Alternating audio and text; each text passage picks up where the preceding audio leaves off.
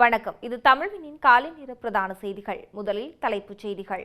அப்பட்டமாக மீறப்பட்ட விதிகள் முறியும் America Iran போர் நிறுத்த ஒப்பந்தம். கல்வியில் சாதனை படைத்த வடக்கு மாகாணம் தேசிய ரீதியில் முதலிடம். மீண்டும் மின் கட்டணம் அதிகரிக்க வாய்ப்பு. நாட்டின் சில பகுதிகளில் நேற்றும் மின் தடை. பற்றி எரியும் லெபனான், வேட்டையாடும் ஸ்டேல் ஹோர்முஸ் நீரிட்டை மீண்டும் பூட்டு. அமைச்சர் லால்காந்துவுக்கு எதிராக ஊழல் மோசடி குற்றச்சாட்டு. கரடிபொம்மையில் ஐஸ் கடத்தல், பிரதேச சபை முன்னாள் உறுப்பினர் கைது. அன்பளிப்பு வாங்கினால் ஆப்பு, போலீஸ் நிலையத்துக்கு பறந்த அதிரடி உத்தரவு. தொடர்பான விரிவான செய்திகள்.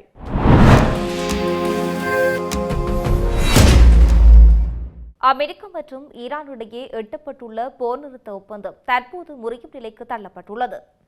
ஈரானின் 10 அம்சம் முன்மொழிவுகளில் உள்ள 3 முக்கிய விதிகளை அமெரிக்கா மற்றும் இஸ்ரேல் தரப்பு மிக தெளிவாக மீறியுள்ளதாக ஈரான் நாடாளுமன்ற சபாநாயகர் தெரிவித்துள்ளார். தனது எக்ஸ் சமூக வலைதள பக்கத்தில் இதுகுறித்து பதிவிட்டுள்ள அவர், இத்தகைய சூழலில் இருதரப்பு போர் நிறுத்தம் அல்லது பேச்சுவார்த்தை என்பது அறிவுக்கு பொருந்தாத ஒன்று என கடுமையாக சாடியுள்ளார். இவர் முன்வைத்துள்ள 3 முக்கிய குற்றச்சாட்டுகள் வருமாறு: முதலாவதாக, லெபனானின் போர் நிறுத்தம் செய்யப்பட வேண்டும் என்பது ஈரானின் முன்மொழிவில் ஒரு அங்கமாகும். ஆனால் வெள்ளை மாளிகை இதனை இன்று நிராகரித்துள்ளதோடு லெபனானில் இஸ்ரேல் நடத்திய தாக்குதலில் 100க்கும் மேற்பட்டோர் கொல்லப்பட்டுள்ளனர். இரண்டாவதாக, ஈரானின் தெற்கு பகுதியில் பார்ஸ் மாகாணத்தில் அத்துமீறப்பட்ட ட்ரோன் ஒன்று நுழைந்துள்ளது அவர் சுட்டிக்காட்டியும் இருக்கின்றார். இருப்பினும் இந்த சம்பவம் குறித்து தங்களுக்கு தெரியாது என்று இஸ்ரேலிய பாதுகாப்பு படை தெரிவித்தும் இருக்கின்றது. மூன்றாவதாக, யுரேனியம் செறிவூட்டும் ஈரானின் உரிமையை அங்கீகரிக்க வேண்டும் என்ற நிபந்தனையும் மீறப்பட்டுள்ளது. இதனை ஈரான் அரசு தொலைக்காட்சியும் உறுதிப்படுத்தியுள்ளது. கடந்த பிப்ரவரி 28 தொடங்கிய இந்த மோதலில் ஈரானின் அணுசக்தி திட்டங்கள் மற்றும் ராணுவ நிலைகள் மீது அமெரிக்கா மற்றும் இஸ்ரேல் கடுமையான தாக்குதல்களை நடத்தின. இந்த சூழலில் ஈரானின் 10 அம்ச திட்டத்தை சுற்றியே தற்போதைய போர் நிறுத்த பேச்சுவார்த்தைகள் நகர்ந்து வருகின்றது. ஈரானின் எதிர்கால தலைவராக அல்லது ஒரு முக்கிய அரசியல் கூட்டாளியாக காலிபாபை ட்ரம்ப் நிர்வாகம் கருதுவதாக உறுதிப்படுத்தப்படாத சில தகவல்கள் தெரிவிக்கின்றன. தற்போதைய அவரது காட்டுமான கருத்துக்கள் இஸ்லாமாபாத் நடைபெறவுள்ள பேச்சுவார்த்தைகளில் பெரும் பின்னடைவை ஏற்படுத்தக்கூடும் என்று அஞ்சப்படுகின்றது. இலங்கை பட்ஜெட் திணைக்களத்தால் வெளியிடப்பட்டுள்ள 2025 ஆண்டுக்கான காப்போது உயர்தர பரீட்சை பெறுபவர்களின் அடிப்படையில் பல்கலைக்கழகம் பிரவேசிப்பதற்கு தகுதி பெற்ற மாணவர்களின் வீதத்தில் வடக்கு மாகாணம் தேசிய ரீதியில் முதலிடத்தை பெற்று சாதனை படைத்துள்ளது. வடக்கு மாகாண ஆளுநர் ஊடகப் பிரிவு இதனை தெரிவித்துள்ளது. கடந்த ஆண்டுகளை விட இம்முறை வடக்கு மாகாணத்தின் கல்வி சாதனைகள் மிக சிறந்த நிலையை எட்டியுள்ளது. இம்முறை உயர்தர பரீட்சைக்கு வடக்கு மாகாணத்திலிருந்து தோற்றிய மொத்த மாணவர்களில் 9191 மாணவர்கள் பல்கலைக்கழக பிரவேசிக்க தகுதி பெற்றுள்ளனர். இது பரீட்சைக்கு தோற்றிய மொத்த மாணவர்களின் அடிப்படையில் 65.19% இதன் மூலம் மாகாணங்களுக்கிடையிலான தரவரிசையில் வடக்கு மாகாணம் தேசிய மட்டத்தில் பெருமையுடன் முதலிடத்தை பிடித்துள்ளது. உயிரியல் பிரிவு மற்றும் கலை பிரிவுகளிலிருந்து பல்கலைக்கழக பிரிவுகளுக்கு தகுதி பெற்ற மாணவர்களின் சதவீதத்தில் தேசிய ரீதியில் முதலிடத்தையும், பௌதிக விஞ்ஞானம் மற்றும் வர்த்தக பிரிவிலிருந்து பல்கலைக்கழகம் பிரவேசிக்க தகுதி பெற்ற மாணவர்களின் சதவீதத்தில் தேசிய ரீதியில் 5ஆம் இடத்தையும் வடக்கு மாகாணம் இந்த முறை பெற்றுள்ளது. கடந்த 2024 ஆண்டு நடைபெற்ற உயர்தர பரீட்சையில் பல்கலைக்கழகத்துக்கு தகுதி பெற்றவர்களில் வீதத்தில் தேசிய ரீதியில் 2ஆம் இடத்தை பெற்றிருந்த வடக்கு மாகாணம் இம்முறை தனது அடைவு மட்டத்தை மேலும் உயர்த்தி முதலிடத்தை முன்னேறியுள்ளது. பாடசாலை பரீட்சார்த்திகளின் பெறுபவர்களின் அடிப்படையில் ஒப்பிடுகையில் வடக்கு மாகாணம் தேசிய மட்டத்தில் 3ஆம் இடத்தை பெற்றுள்ளமை குறிப்பிடத்தக்கது. இதற்கு மேலாக இந்த முறை மாகாண ரீதியாக 534 மாணவர்கள் சகல பாடங்களிலும் அதிவிசேட சித்தியடைந்து, அதாவது 3A சிற்றி பெற்றுள்ளனர். இது தோற்றிய மாணவர்களின் மொத்த பரீட்சார்த்திகளில் 3.79% 3A சித்திகளை பெற்ற மாணவர்களின் வீதத்தின் அடிப்படையில் தரவரிசையிலும் வடக்கு மாகாணம் தேசிய மட்டத்தில் முதலிடத்தை பிடித்து மேலும் ஒரு சாதனையை தனதாக்கியுள்ளது. வடக்கு மாகாணத்தின் இத்தகைய கல்வி வளர்ச்சிக்கு இணையற்ற சாதனைக்கும் அர்ப்பணிப்புடன் செயலாற்றிய அனைத்து மாணவர்களுக்கும், அதிபர்கள் மற்றும் ஆசிரியர்களுக்கும், கல்வி அதிகாரிகளுக்கும் மாகாண நிர்வாக கட்டமைப்பு வடக்கு மாகாண ஆளுநர் வேதநாயகம் தனது மனமார்ந்த பாராட்டுகளையும் வாழ்த்துக்களையும் தெரிவித்துள்ளார். நாட்டின் சில பகுதிகளில் நேற்று மீண்டும் மின்சார தடை ஏற்பட்டதாக தெரிவிக்கப்படுகின்றது. உயரழுத்த மின்தடம் ஒன்று அறுந்து விழுந்ததன் காரணமாக இவ்வாறு மின் துண்டிக்கப்பட்டுள்ளது. உயரழுத்த மின்தடம் ஒன்று அறுந்து விழுந்ததன் காரணமாக கட்டுப்போத்து, நாரம்பல, கிரியுல்ல, அலவ மற்றும் பொல்ககவெல ஆகிய பகுதிகளில் இவ்வாறு மின் துண்டிப்பு ஏற்பட்டுள்ளது. தொழில்நுட்ப குழுவினர் நேற்று இரவு முதல் திருத்த பணிகளை ஆரம்பித்ததாகவும் இன்று அதிகாலைக்குள் மின் விநியோகத்தை வழமைக்கு கொண்டுவர முடியும் எனவும் அதிகாரிகள் தெரிவித்துள்ளனர். இதேவேளை national system operate private limited நிறுவனத்தினால் இந்த வருடத்தின் 2ஆம் காலாண்டுக்கான முன்மொழியப்பட்டுள்ள மேலதிக மின்சார கட்டண அதிகரிப்பு தொடர்பான கோரிக்கை குறித்து ஆராய்ந்து வருவதாக இலங்கை பொது பயன்பாடுகள் ஆணைக்குழு தெரிவித்துள்ளது. இது தொடர்பில் மேலதிக ஆய்வுகளை மேற்கொண்டு அடுத்த சில நாட்களில் ஆணைக்குழுவின் தீர்மானம் அறிவிக்கப்படும் என அதன் நிறுவன தொடர்பாளர் பணியாளர் குறிப்பிட்டுள்ளார்.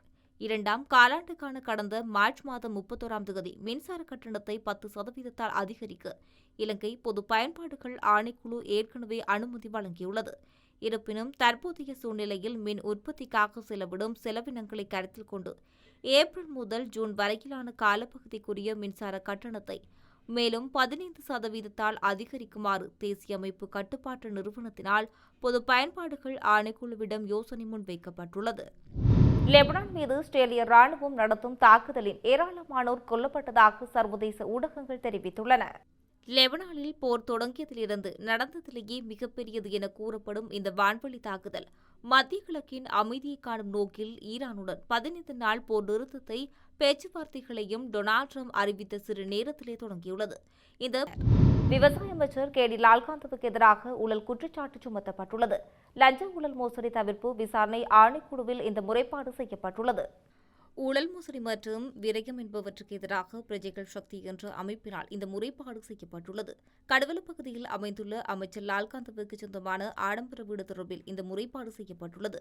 மக்கள் விடுதலை முன்னணியின் நாடாளுமன்ற உறுப்பினராக எந்தவொரு தொழிலிலும் அல்லது வியாபார நடவடிக்கைகளிலும் ஈடுபடாது முழுநேர அரசியலில் ஈடுபட்டிருந்த லால்காந்த் இவ்வாறான ஓர் ஆடம்பர வீடு நிர்மாணித்தமை குறித்து கேள்வி எழுப்பப்பட்டுள்ளது. இந்த வீடு மோசடியான கொடுக்கல் வாங்கல் மூலம் ஈடுபட்ட வருமானத்தில் நிர்ணயிக்கப்பட்டதா அல்லது அவரது உண்மையான வருமானத்தின் ஊடாக நிர்ணயிக்கப்பட்டதா என கேள்வி எழுப்பப்பட்டுள்ளது. இந்த சந்தேகம் தொடர்பில் விசாரணை நடத்தி நடவடிக்கை எடுக்குமாறு கோரப்பட்டுள்ளது. மேலும் லஞ்ச ஊழல் மோசடி தவிர்ப்பு விசாரணை ஆணைக்குழுவுக்கு வருடாந்தம் வழங்கப்பட வேண்டிய சொத்து பொறுப்பு விவரங்களில் இந்த வீடு குறித்த தகவல்கள் உள்ளடங்கப்பட்டுள்ளதா எனவும் விசாரணை நடத்துமாறு கோரப்பட்டுள்ளது. ஊழல் மோசடி மற்றும் விரயத்துக்கு எதிரான பிரஜைகள் சக்தி அமைப்பின் தலைவர் ஜாமுனி கமந்த துசார என்பவரால் அமைச்சர் கேடி லால்காந்தவுக்கு எதிராக இந்த முறைப்பாடு செய்யப்பட்டுள்ளது என்பது குறிப்பிடத்தக்கது. அம்பாறை மாவட்டத்தில் விளையாட்டுப் பொருட்களுடன் சூட்சுமமாக கொரியர் சேவையூடாக கடத்தி வரப்பட்டு ஐஸ் போதைப்பொருள் மீட்கப்பட்டுள்ளதோடு சந்தேக நபரும் கைது செய்யப்பட்டுள்ளனர். இந்த சம்பவம் கல்முனை தலைமையக போலீஸ் பிரிவுக்கு உட்பட்ட புறநகர் பகுதியில் நேற்று மாலை இடம்பெற்றுள்ளது. இதன்போது 43 வயது மதிக்கத்தக்க தோடம்பழம் சுயேட்சை குழுவின் காரைதீவு பிரதேச சபை முன்னாள் உறுப்பினராக செயல்பட்டவரே கைது செய்யப்பட்டுள்ளார். குறித்த சோதனை நடவடிக்கையின் போது சந்தேக நபர் பயன்படுத்திய பல வீடுகளில் மணிக்கணக்கில் சோதனை மேற்கொள்ளப்பட்டிருந்தது.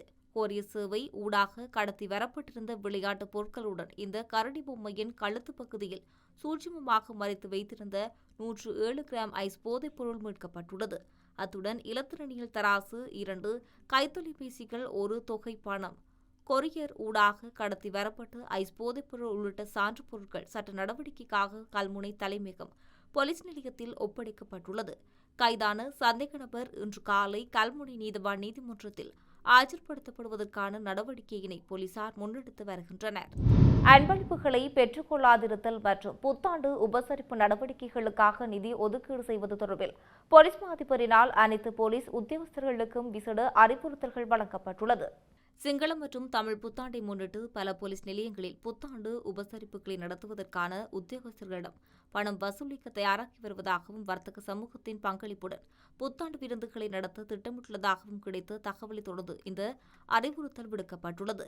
சிரேஷ்ட போலீஸ் உத்தியோகஸ்தர்களுக்கு வாழ்த்து தெரிவிக்கும் வகையில் வழங்கப்படும் அன்பளிப்பு பொதிகள் மற்றும் பரிசு வவுச்சர்களை வழங்கக்கூடாது எனவும் சிரேஷ்ட உத்தியோகஸ்தர்கள் அத்தகைய பொருட்களை பெற்றுக்கொள்ளக்கூடாது எனவும் போலீஸ் மா அதிபர் தெரிவித்துள்ளார். அதேபோல் வெளித்தரப்பினர் அல்லது வர்த்தக சமூகத்தின் பங்களிப்புடன் போலீஸ் நிலையங்களில் சிங்கள புத்தாண்டு விருந்துகளை நடத்தக்கூடாது என்று போலீஸ் மா அதிபரின் அறிவுறுத்தல் குறிப்பிடப்பட்டுள்ளது. போலீஸ் நிலையங்களில் மேற்கொள்ளப்பட்டு வரும் புத்தாண்டு உபசரிப்பு நடவடிக்கைகளுக்காக போலீஸ் உத்தியோகஸ்தர்களுக்கு 250 ரூபாய் வீதம் போலீஸ் வெகுமதி நிதியிலிருந்து வழங்குவதற்கு அனுமதி வழங்கப்பட்டுள்ளதாக அவர் தெரிவித்துள்ளார். இந்த அறிவுறுத்தல்களை மீறி செயற்படும் உத்தியோகஸ்தர்களுக்கு எதிராக தேவையான நடவடிக்கைகள் எடுக்குமாறு மேற்பார்வை அதிகாரிகளுக்கு போலீஸ் மா அதிபர் பிரியந்த வீரசூரிய மேலும் சுட்டிக்காட்டியுள்ளார். உடனடியாக நடைமுறைக்கு வரும் வகையில் 17 போலீஸ் நிலைய பொறுப்பு அதிகாரிகளுக்கு இடமாற்றம் வழங்கப்பட்டுள்ளது. தேசிய போலீஸ் ஆணைக்குழுவின் அனுமதிக்கு உட்பட்டு போலீஸ் திணைக்களத்தில் நிலவும் வெற்றிடங்களுக்கு அமைய இந்த இடமாற்றம் வழங்கப்பட்டுள்ளதாக போலீஸ் தலைமையகம் தெரிவித்துள்ளது. செய்தி நிறைவாக மீண்டும் தலைப்புச் செய்திகள். அப்பட்டமாக மீறப்பட்ட விதிகள் முறியும் அமெரிக்கா ஈரான் போர் நிறுத்த ஒப்பந்தம். கல்வியில் சாதனை படைத்த வடக்கு மாகாணம் தேசிய ரீதியில் முதலிடம். மீண்டும் மின் கட்டணம் அதிகரிக்க வாய்ப்பு. நாட்டின் சில பகுதிகளில் நேற்றும் மின் தடை.